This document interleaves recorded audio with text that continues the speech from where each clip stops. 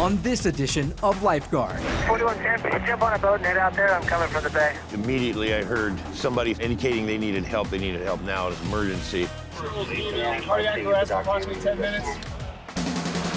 And 911 call at Emerald Cove. I see a person on the face, 15, 20 feet up the cliff, which right away, I've got a situation. plus, Take a seat on the ground, or we're gonna have you do it. Please move back, ma'am. What happened? What happened? Take a seat on the ground. Sir. and later, Make some space for the paramedics, please. Let's put him on the backboard and get him out of here. Ready, 1, 2, 3.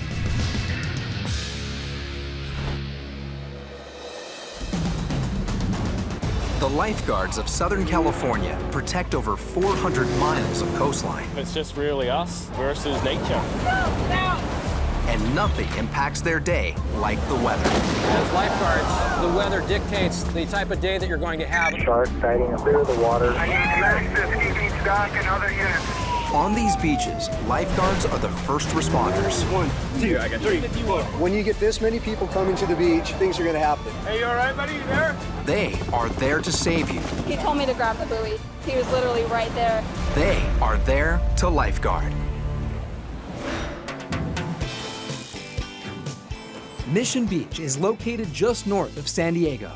The 2-mile stretch of sand begins at the Mission Bay Inlet and extends north to Pacific Beach. With miles of boardwalk, beautiful beaches, and a central location, Mission Beach is busy year-round. Today, Lifeguard Charlie Knight is working out of the Mission Beach main tower. The surface picked up a little bit, about 2 to 3 feet. We have some pretty warm water, so I'm expecting the sun to come out and to stay out for the rest of the day. At about 1 o'clock or so, the tide's really gonna start fluctuating. It's gonna go to a lower tide and water's really gonna start moving. I expect to see more rescues around that time. 4 Sam on Marine 2. We're getting a VHF 16 call. The vessel Marissa has an unconscious diver. Mission, can you send your ski to head to the Yukon? An unconscious diver is a serious call. Charlie Knight reacts quickly. Wait for him en route off of main tower Mission Beach. Good to Charlie Knight. He boards a sled behind PWC operator Colo Rosenthal for the journey to Wreck Alley. Located 1 mile off Mission Beach, Wreck Alley is a designated area of sunken vessels used for recreational diving. It includes 6 sunken ships, the largest of which is the Yukon. The Yukon is a Canadian destroyer that was decommissioned, many years ago now. They've cut holes out of this vessel so people can kind of penetrate a little bit easier. There's plenty of ambient light, so it's a very rewarding dive. And then there's also areas that can be a little more challenging. Today, the dive boat Marissa is anchored above the Yukon. Dive partners Mitchell Fromang and Steve Blumenthal were just finishing their first dive when they noticed a fellow diver in distress. My dive partner and me were first in the water, and we were first back on the boat. And then we heard somebody on the side of the boat calling. And immediately I heard somebody indicating they needed help. They needed help now. It was an emergency. He was obviously having problems. 4110, can you jump on a boat and head out there? I'm coming from the bay. Lifeguard Sergeant Troy Keach also hears the call. I'm out in one of our big fireboats, which can do almost anything and has all the rescue gear. Keach will be the incident commander. His first move? Radioing dispatch for additional resources. Rescue 6, respond. Lifeguard Sergeant John Vipon was piloting Rescue 6 as it left headquarters Code 3. It's important to get there fast because it's an emergency. Often there's a life at stake. 3 minutes into the call, lifeguards have a PWC, Rescue 6, and Troy Keach's well-equipped fire rescue boat all heading to the scene. Meanwhile, back on the Marissa, The dive master and the skipper got her gear off, got her wetsuit pulled down. He couldn't find pulse. And we proceeded to do CPR. Had to roll her on her side several times to clear. Lifeguards were out there within minutes. Set 2 is on scene. We have 2 lifeguards responding. So I got on scene, and it was a 56-year-old female. She was in cardiac arrest. I told Colo, the operator of the PWC, to get a dive profile, and then I went ahead and got onto the boat and continued CPR. Charlie is an 8-year veteran lifeguard stationed in his hometown of San Diego. When I was 7 years old, I actually nearly drowned in Ensenada, Mexico. Got sucked out into a big rip current in the channel, And before I knew it, I was going to the ocean pretty quick. And my dad came out and rescued me. And from that day forward, I knew that I wanted to save lives one way or another. Charlie Knight took his passion and became a paramedic. Day in and day out, he was involved in saving lives. But something was missing. I didn't find it to be as gratifying because you didn't know what was going to happen to that patient. You sent them to the hospital, and you didn't know the final outcome usually. Put them on some O2. Charlie Knight's an amazing lifeguard. Hey, change it to a non-rebreather now. He's able to combine his passion with his job.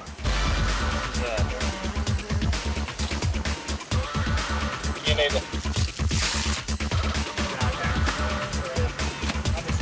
You know, he loves what he's doing, and it really shows in his effort. With his advanced training as a paramedic, he's invaluable to us. Best thing about being a lifeguard is just making a difference, in all honesty. There's nothing better than swimming out to a victim that's in distress and they have those big bug eyes. And once you get to them, they grab onto that buoy with all their life, and you're able to give them a couple comforting words, calm them down, and swim them in. There's really nothing better than knowing that they're going to go home to their family that night. Back on the Marissa, Charlie takes over the rescue. His paramedic training will be put to the test. He's inherited a pulseless victim in cardiac arrest. 1.5 miles by boat from the nearest ambulance. This rescue will not be easy. 3 miles north of Wreck Alley sits La Jolla, California. Known as the Jewel of San Diego, La Jolla features luxury homes and upscale shopping. But the real gem in La Jolla is where the Pacific Ocean meets the rocky shore. Today, San Diego is experiencing temperatures in the low 90s, which is driving the public west to the cool air and refreshing waters of La Jolla Cove. It's a super busy day, busiest day of the summer today. The water's warm, it's hot, people are getting in and doing their thing. John Kerr has been guarding La Jolla for 16 years, so he knows that despite the Cove's seemingly calm waters, an emergency can happen at any time. We have a 911 call. 2 victims in distress at Emerald Cove. Sam, copy. Let's get a cliff response rolling. I'll update all units when I get on scene. John Kerr quickly grabs his rescue board and starts paddling. 1 mile to the south, lifeguards Jim Lockwood and Lance Mendoza react to the call. Rescue West copies. Responding Code 3. The reason we go Code 3 in that area because it's so heavily populated with snorkelers, kayakers, swimmers. We can't just stealth over there without lights and sirens. It just lets everyone around you know that you're responding to emergency, so don't cross our path. Emerald Cove is a beautiful but dangerous inlet 200 yards north of Kerr's location. The rocky pocket beach is surrounded on 3 sides by 100-foot cliffs, with water being the only way in or out. So I paddled over there on the rescue board, and I see 2 victims in the cove.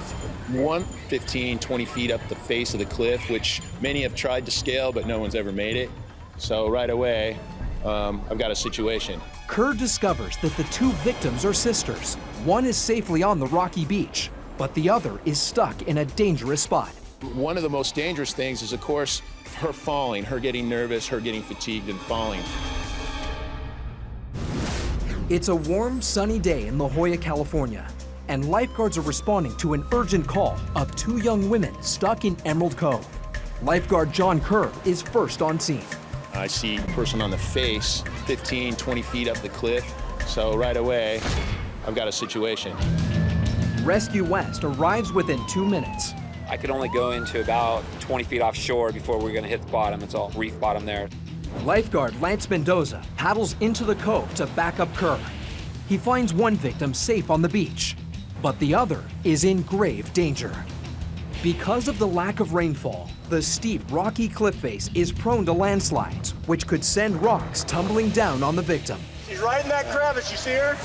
Kerr continues to keep the victim calm, while lifeguard AJ Vila makes his descent.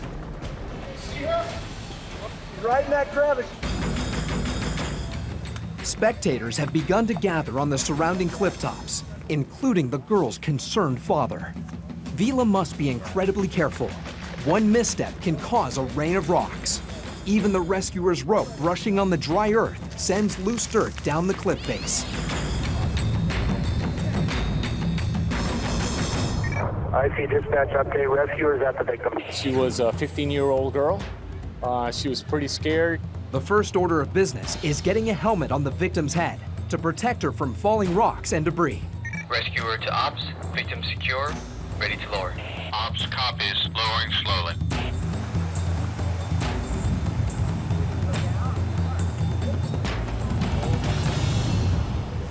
Both victims are now safely on the beach, but lifeguards still need to get them off the dangerous rocks. Lifeguard Lance Mendoza paddles one sister to the rescue boat, leaving the other to Curb. The rocks are really slippery. She's a little fatigued, but I've got to get them from across the cobbles and into the water. And then once we're in the water, we're pretty comfortable and we're pretty safe. We were gonna go and explore the caves, and so we tried to climb up some of the sand dunes, and I kind of got stuck.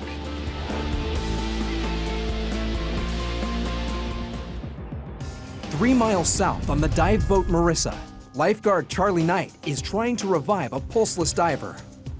Approximately 4 minutes into the cardiac arrest, the rescue boat pulled up. Our next step was to get the patient transferred to Rescue 6 so we could get her en route back to the ambulance and paramedics. Rescue 6 heads Code 3 back to headquarters. This is my first time ever doing CPR on a boat. We have the wakes, and we have the swells, and we have the wind. Trying to maintain your position while you're trying to do effective CPR is very, very challenging. Charlie Knight continues CPR on the victim. She still has no pulse. He's in rough seas and time is against him. After several minutes, his hard work pays off.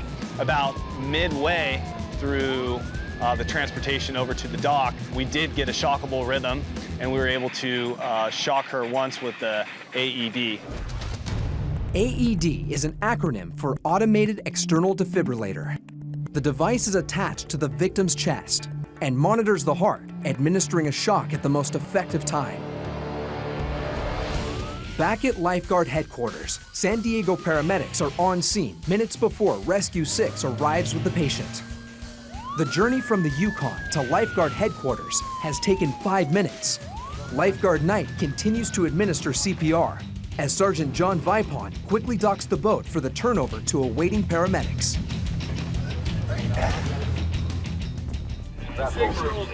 Cardiac arrest, approximately 10 minutes. CPR was started right away. And we saw it one time.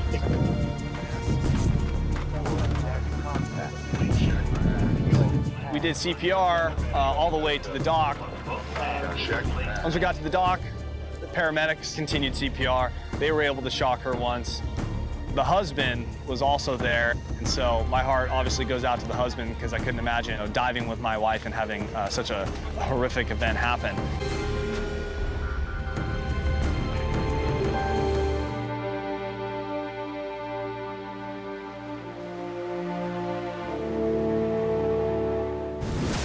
This is Huntington Beach, California.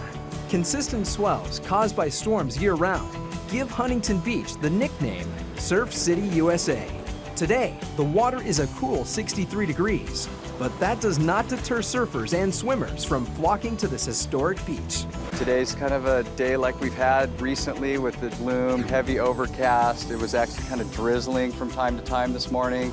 Not really great beach weather day. The last couple weeks we've had weather similar to this. Some days it burns off and gets really, really nice, and other days it just stays what we call June gloom for the whole day. There's a lot of surfers here today because the waves finally picked up and it's been small for a while, and now we finally have a swell and warmer water, so we'll have a lot of surfers out there, so there'll be a lot of people swimming. So the guards will probably be, making rescues throughout the day. Lifeguard dispatch. 11-907 for a near drowning. 14-year-old Caitlin Jennings was cooling down in the ocean when she noticed a man in distress. We were jumping on the waves and I turned around and he was underwater, and I thought that he just fell off his board. And then I turned around again and he was still underwater, his face was kind of blue. So I grabbed his arm and I was screaming for help. Lifeguard Sean McLaughlin was on Tower 13 when he saw Caitlin struggling to keep the man's head above water. By the time I got there, he was semi-conscious and he was breathing, but he was on his way out. Open your eyes! Open your eyes! Stay with us, pal. Veteran lifeguard Matt Carl is patrolling nearby. His job is backing up the tower guards. 6-11 guard at Tower 13 is signaling code 3, waterline. We just heard a code 3 call at Tower 13, which means the guard 6-11 needs help immediately. Hey, you all right, buddy? You there? McLaughlin and the other lifeguards have no idea what happened to the victim. While some administer basic first aid, McLaughlin interviews witnesses. They started saying that he was twitching and then they saw him collapse, like in waist-deep water. And so they think he had a seizure. An epileptic seizure is abnormal and excessive neurological activity, which manifests as wild thrashing or loss of awareness. Often, victims are unable to control their bodies and become unconscious. You guys can back up. Matt Carl takes over as supervisor. Was he pulled out of the water? He had a seizure on the wave, and then they pulled me over and I was pulling him in. Okay. Having a seizure in the water is definitely life-threatening. You lose control of your airway, so if you go underwater, you're gonna aspirate salt water. If you're in deep water, you're gonna go under. We were trying to talk to the guy. He was conscious, but he wasn't able to speak. Do you have a seizure? Lifeguards have another problem, transferring the victim to a higher level of care. The medics have arrived, but are 200 yards away at the edge of the beach. We don't know if he went down and hit his head, which may have caused his seizure. So we take all the precautions to make sure that we stabilize him, put a cervical collar around his neck. Heart rate's still breathing? Still breathing. Okay, good.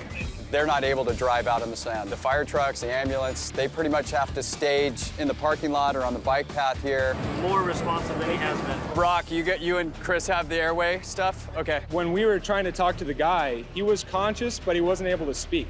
So at that point, it's just maintaining life support. All right, straight to the truck up on the mountain up there. Watch out! Clear path! Clear path! The entire time, from the time the call started until he was in our truck, he was unresponsive and barely conscious.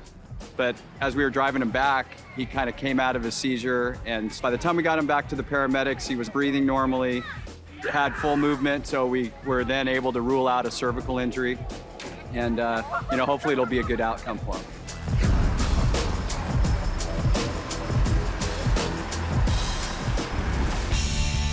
32 miles south at La Jolla Shores, the temperature is perfect and the crowds are enjoying the California beach life. But not everyone is having the day they'd planned. I was out in the water with my 3-year-old son, and this man approached me. He kept falling and he was not okay. He would stand up but then fall right back down into the water. He would just ask people that were walking by him if they could lift him up. I can tell that he was not in any good condition. So I ran to the lifeguard and I told him what I witnessed. Thomas Valenti was in Tower 32 when he was approached by the witness. So I went to investigate and the male was lying down in about 2 feet of water. So I grabbed his hand and assisted him up, told him that we needed to go into the beach. And then he turned on me. And from there, he shoved me with 2 hands into my upper chest. Dispatch contacting 31 Sam for assault on a lifeguard at Tower 32. He turned on me and went back and then shoved me away and then I just backed off. If he did that to the lifeguard, what else would he have done to somebody else? Valenti's supervisor, Sergeant Mike Cranston, reaches out for backup. Advising we have contacted PD. Going to attempt to relocate him now, and he assaulted one of our lifeguards. One of our tower guards had gone in to check on the welfare of a gentleman in the ocean, and he had turned somewhat violent, and that's just not okay. The lifeguards are here to ensure the safety of everyone and to maintain some semblance of law and order on the beach. Take a seat on the ground, right now. I got to protect the staff around here, and we've got to let other people know that the lifeguards are the good guys in this situation. And we need to tell them that you're not free to walk away right now. Take a seat on the ground right now. Do not step forward, take a seat on the ground. Sorry. We're gonna help you take a seat on the ground if you don't do it for us. So take a seat on the ground. Sorry, ma'am. Take a seat on the ground, or we're gonna help you do it. Please move back, ma'am. What happened? What happened? Beachgoers begin to notice the commotion, including the man's concerned sister. Seat on the ground. He's drunk. I mean, he was drinking way too much. I know he's in the wrong, so I understand what they're doing. Yeah. He pushed one of the lifeguards, and that is illegal to do. So So we're going to have you remaining on the ground right now. You're not free to stand up. What's your name? Immediately he became combative. He didn't want to talk to us. He didn't want to follow any commands. Sir, stay seated. Stay seated, sir. Stay seated. Get back down on the ground or you're going to get pepper sprayed. Do you want to get Sit pepper on the sprayed? ground. And that's just not okay. We can't have that going on the beach. This one event is now sucking all of our attention and all our eyes that way. We just have to get past it and then get on to lifeguarding. San Diego police are quickly on scene to back up the lifeguards. I'm not doing nothing. It's an aspect of lifeguarding that we have some training and some tools in order to help us facilitate a peaceful outcome. It's not our favorite part of the job by any means.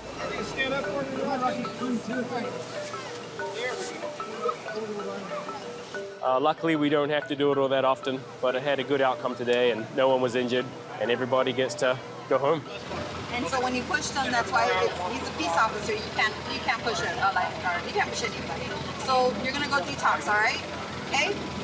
You're good. We talked to the family. They assured us that this wasn't how this gentleman usually acts, and no one was injured. So we're not going to press any charges against him. I'm sure once he sobers up, he'll realize that he made a few errors in judgment. All right, ma'am. I know you have it. A few We'll be here in a hours. couple Just hours. be Get good. lots of water. Just be good. All right, we're gonna go. Thank you. He did seem quite remorseful at the end. He started to sober up and realize that he'd got himself into a situation that he didn't want to be in, and we didn't want him to be there either. It was just going to be the safest, best outcome for everyone if he was to leave the beach, and then maybe he'll come to terms with this is just not a behavior I want to engage in next time I go out for a summer's day at the beach.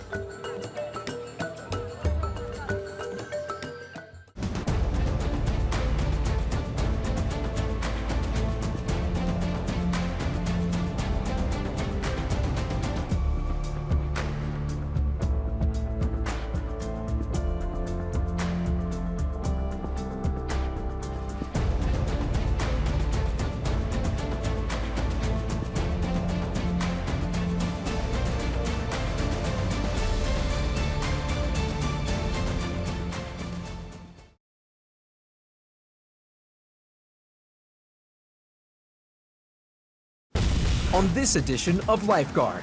Requesting a rescue boat. Driving a 30-foot rescue boat inside the surf line is definitely risky.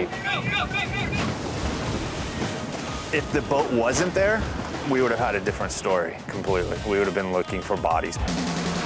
And he tried to do a backflip off the rocks. The tide was going out, and I don't know if he saw the rocks. And you could definitely hear him scream out. Plus, this event is about the workouts, the conditioning, the training, but it's also about bragging rights. And later. All the way to the bone. All the way to the bone. That's a pretty good laceration. It requires immediate medical attention.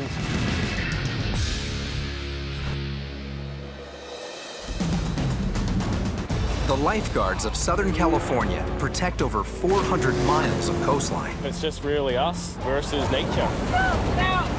And nothing impacts their day like the weather. As lifeguards, the weather dictates the type of day that you're going to have. Shark sighting, clear the water. I need medics to ski beach dock and other units. On these beaches, lifeguards are the first responders. 1, 2, I got 3. When you get this many people coming to the beach, things are going to happen. Hey, you all right, buddy? You there? They are there to save you. He told me to grab the buoy. He was literally right there. They are there to lifeguard. Facing south, Huntington State Beach is wide open to swells created by storms below the equator. It is home to some of the biggest waves and biggest rip currents in Southern California. These rip currents drift down the beach, squirting swimmers out that are just swept out to sea, and they will reach exceedingly strong intensities, so strong that no human can swim against them. It's not possible. Here, the tower guards are the first line of defense. But when something happens too fast or too far away from the beach, there's always backup. Rescue boat personnel are deployed in teams of 2. The operator is responsible for getting the boat quickly and safely on scene. He must get as close to danger as possible without putting the vessel in jeopardy. The deckhand goes into the water to help victims back to the boat. He must be a strong swimmer and an even better decision maker. Today, Bobby Curry and Matt Kelso are working as a team. Bobby Curry's one of the best deckhands I've worked with. Sometimes I call him a Hawkeye because he spots everything. Matt he's got my life and my safety in his hands, and I trust him 100% with that. We're a good team, we have good chemistry, and it's always a pleasure to work with him. Today, the surf is about 3 to 4 feet. The tide is gonna be dropping all day. With the low tide comes very strong rip currents. All that water comes in, it's gotta go back out, finds the weakest point possible, and takes everything with it. It doesn't take long for the rip currents to strike. Dispatch to 32 swimmers outside Tower 3 right. Boat operator Ryan Gates heads to the scene. Driving a 30-foot rescue boat inside the surf line is definitely risky. We're constantly looking over our shoulders at the waves that are breaking towards our bow. But if we're broadside or turned a little bit and we take a decent-sized wave, there's probably going to be a lot of damage. I don't ever want to think of that boat rolling.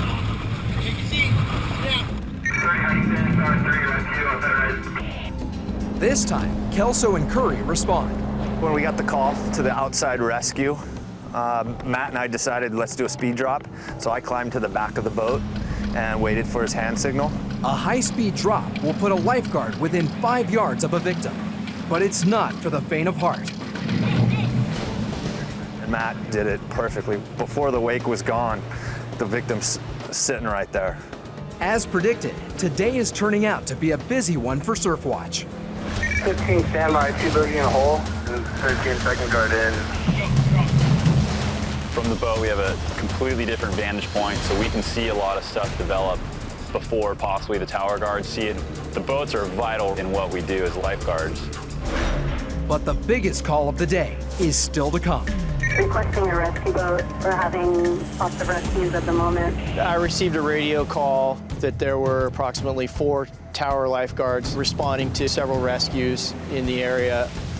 When we arrived, we saw 5 to 6 people in a rip current being sucked out to sea. I just saw people spreading out quickly that couldn't swim, and it just seemed to be getting worse.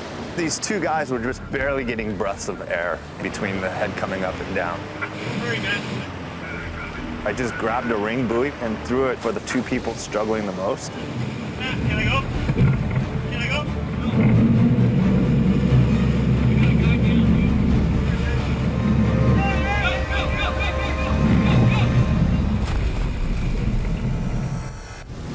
Meanwhile, to the south, at San Diego's famous Sunset Cliffs, the inland heat wave has pushed thrill seekers to the edge, and visitors are literally taking the plunge into the Pacific. Even though it's illegal to jump from above 5 feet, people often take the risk.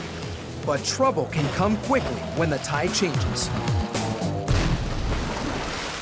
We saw a gentleman down by the cliffs. He tried to do a backflip off the rocks. The tide was kind of going out, and I don't know if you saw the rocks before.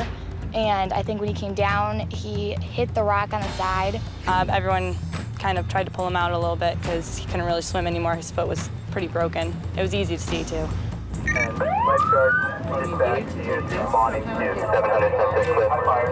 Additional info with the station out of water towards the end of the beach. The victim lies at the southern end of Sunset Cliffs in an area residents call Garbage Beach. The beach is nicknamed after the pungent and slick sea kelp that litters the sand.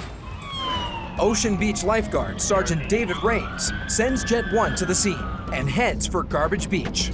22 from Lifeguard 1 Sam. And we had a report that the patient was down at the south end of the beach. I responded on our PWC. When I got on scene, we just kept him stable. Then it was just taking care of the patient. San Diego fire personnel and Jet 1 operator Ryan Graves arrive on scene at the same time. The victim is a 27-year-old male. Graves heads back to Jet 1 to radio a report to Sergeant Rains. We have a stable patient with a possible right leg ankle fracture. So we'll need a stretcher to get him to the bottom of the rope and then a lift system to get him to the top. Copy that. Since the firefighters and the paramedics determined that the patient was not critical, we needed to go ahead and get a stretcher down to the patient. Sergeant Rick Strobel arrives to assist in the difficult extraction. Sergeant Rains quickly assigned me to set up the haul system. What we try to do is we try to send 7 people to a cliff response to handle all the responsibilities associated with extricating a patient. We effect over 50 coastal cliff rescues each year. We're all trained to get over the cliff in less than 10 minutes. We've got a litter wheel that we can go ahead and bring on down. We need one more roller for ice cube tray on this little hump right here. I'll meet it down at the bottom? Yeah, you'll meet it down at the bottom. Okay. With the rope system now in place, Sergeant Rains sends lifeguards Lance Mendoza and Michael Gilmore to the bottom of the cliff. His ankle was really puffy and clearly broken. He was in a lot of pain. The victim's pain is increasing by the second. Medics must act fast before he slips into shock. Oh, man. At Huntington State Beach, an extreme low tide has triggered a frenzy of rip currents. Deckhand Bobby Curry and boat operator Matt Kelso find themselves in the middle of a mass rescue. I just grabbed a ring buoy and threw it for the 2 people struggling the most. Can I go? Can I go?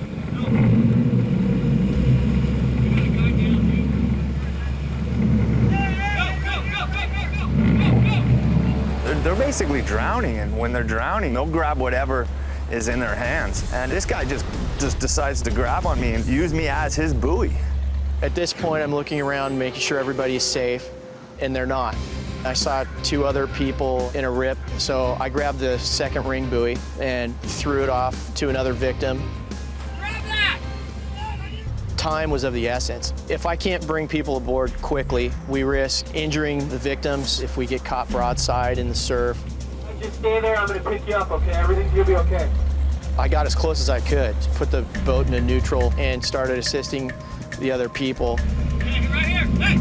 There were 3 victims. I was able to get 2 on board, and I just noticed the boat was sideways to the surf. To make matters worse, another swimmer's been caught in a rip and is drifting out to sea. It was just a matter of time before he was going to submerge.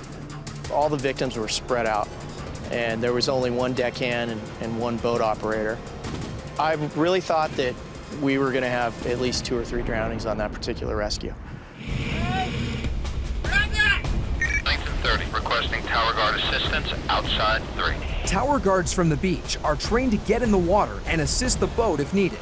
Lifeguard Michael Fales is the first tower guard in the water. I responded to help back up the boat, and by the time I got out there, there's another group of little kids getting pulled out.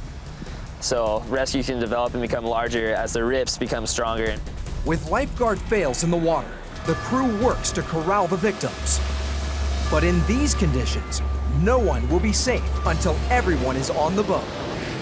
Once I got the 3rd victim on board, I repositioned the boat, backed in, grabbed my deckhand and his 2 victims. We assessed the scene and moved down and grabbed 2 other victims. We gathered up as many tower guards as we could. Once everybody was safe, we moved to a location where there wasn't a rip current and I could get them close to shore. At that point, we dropped everybody off and they were assisted by the tower guards into shore. If the boat wasn't there, we would have had a different story completely. We would have been looking for bodies probably.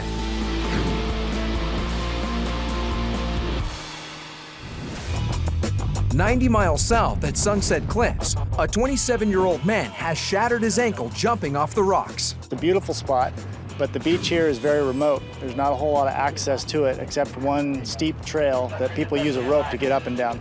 The victim is at the south end of Garbage Beach. The best way off this stretch of sand is a steep trail 200 yards to the north. Not only will lifeguards need to transport him to the access point, they will also need to get the victim up the 100-foot cliff. So we're going to go ahead and utilize the litter wheel, put the stretcher on top of the litter wheel, and walk the patient to the base of the cliff. Paramedics and lifeguard Ryan Graves package the patient for transport. Head's gonna go that way. You put your left foot inside. There you go.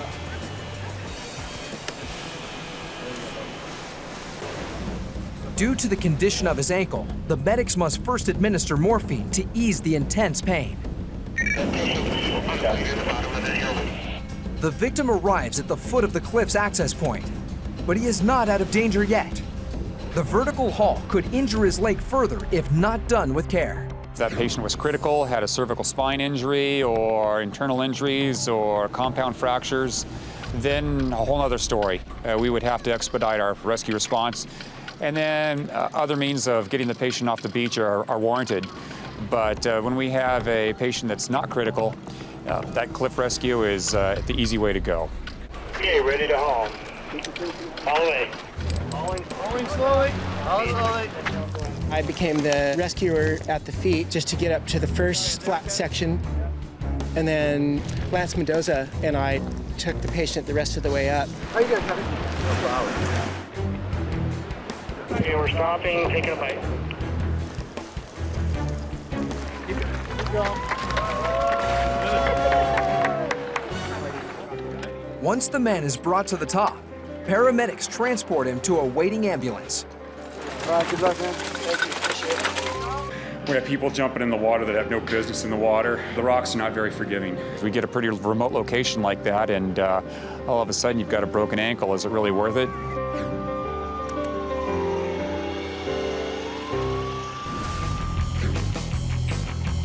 Guarding Southern California's beaches is no easy task. Ocean conditions can change in an instant, turning subdued waters into raging rip currents. For lifeguards, that means a day at the beach is never fun and games.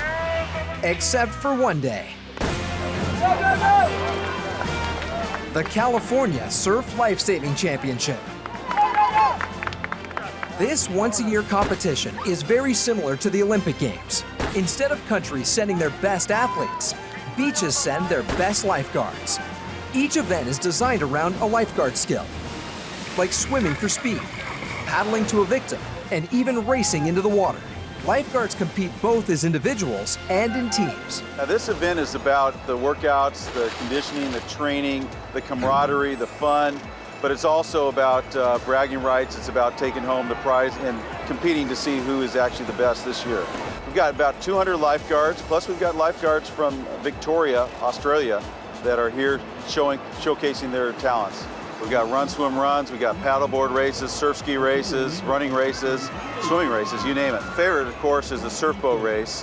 We've also got the American Iron Man and Iron Woman. Today, 13 lifeguard agencies have brought their teams to Newport Beach. Los Angeles County's team has dominated the event, placing first overall for the last 28 years. But every beach, large or small, comes here believing its team can win. It means a lot for Newport because it is home court and, first time hosting this event, so we're pretty fired up. Hoping to spoil Newport's dreams and LA County's dominance is a small team from Carlsbad, led by expert paddleboarder Shane Scoggins.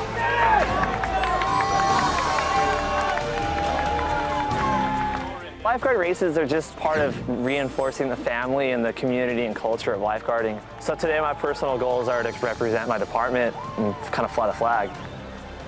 In the overall rankings, I'm somewhere around second, so hopefully if I could keep scoring points, I might be top 5 or 6.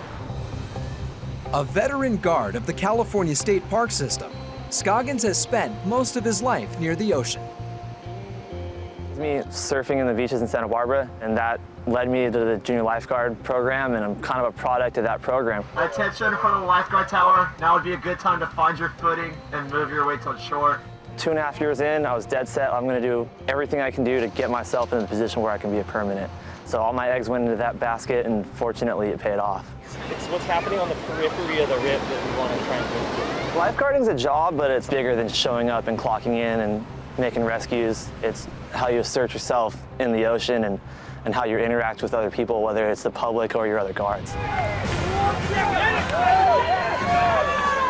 With the day coming to a close, LA County has already locked in their team's victory. Well, they have a very large department. They have a commitment to training, and they've just got some excellent athletes. After over 25 events, only one remains, the two-man swim and rescue board relay.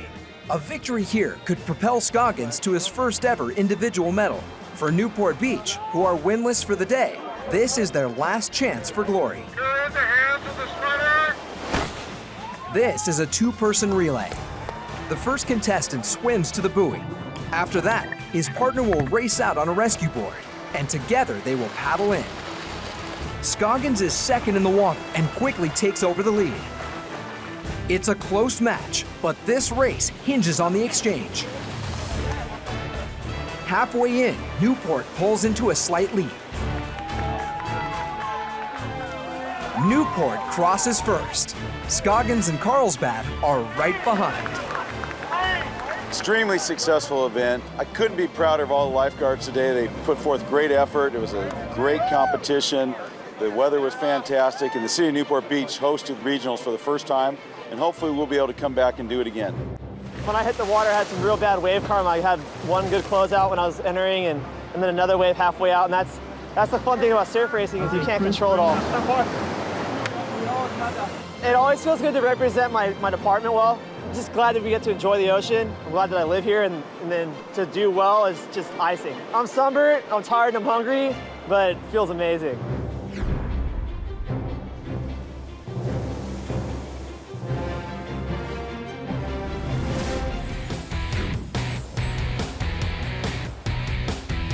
It's a warm summer day at Huntington Beach with perfect surf to match. The conditions have attracted several visitors, and perhaps the most excited beachgoers are of the four-legged variety. Huntington Beach has one of the only dog beaches in Orange County where you can actually take your dog down to the beach. Our dog beach stretches from Golden West Street north 1 mile through the cliff area to Sea Point Avenue. And very popular amongst dog owners. We have people that drive as far away as an hour because where else can you take your dog down to the beach and run on the sand?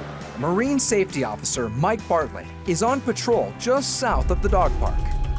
Dog versus person at Dog Beach area. Looks like Tower 22 guard is on scene. It's going to be about 200 yards north of the tower on the berm line. 20 copy just north of 22. Two dogs have gotten into a fight at the crowded dog beach. When one owner attempted to intervene, the larger dog attacked her. Tower guard Melissa Jester is on scene treating the injured woman. You do need stitches? Bartlett arrives on scene, and lifeguard Jester updates him on the patient. There's like a bunch of bigger dogs, and then my dog was just like curious, and he went and like was sniffing around. The dog just bit him, and then I went to grab my dog, and he re-clamped with my hand on my dog. How bad is it? You think it needs some stitches? Yeah, it's all the way to the bone. All the way to the bone? It's from the tip all the way to the face. Okay. All the way right to the bone.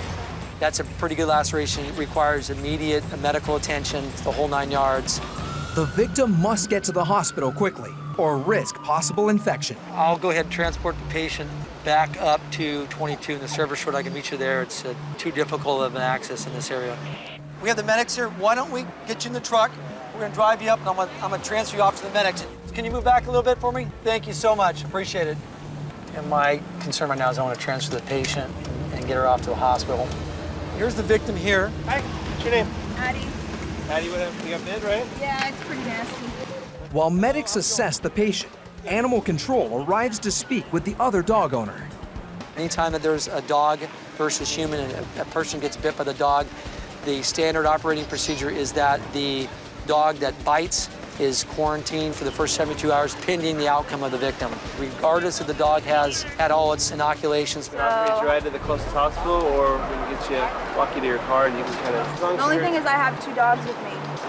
Yeah, we can't bring the dogs there. Unable to part with her beloved dogs, the woman elects to drive herself to the hospital.